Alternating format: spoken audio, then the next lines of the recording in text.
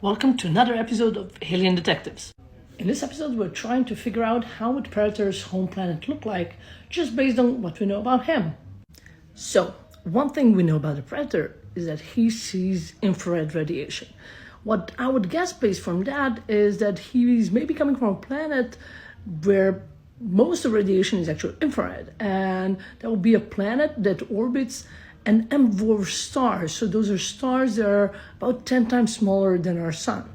That means that Predator's homeworld could potentially be similar to a system that has already been discovered called the TRAPPIST-1 system, where there are 7 planets orbiting an M-dwarf star at a distance that is much closer to the star than our Mercury is to the sun. So this entire system fits here at a much closer distance than our Mercury is to the sun.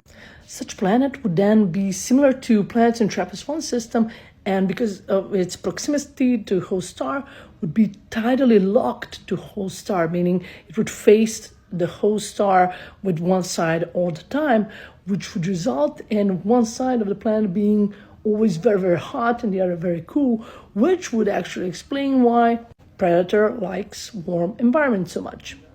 Another thing that we know about the Predator is that his blood glows green. Now, that could be because of radioluminescence, which happens because of the radioactivity.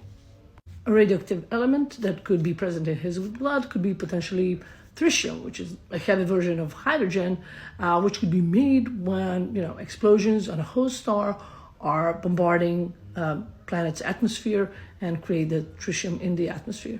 And actually, that could also explain why Predator is not affected by radioactivity. And finally, in Alien vs. Predator movies, we see that Predator's blood is partially neutralizing Alien's blood made of acid, which means that Predator's blood is then probably base.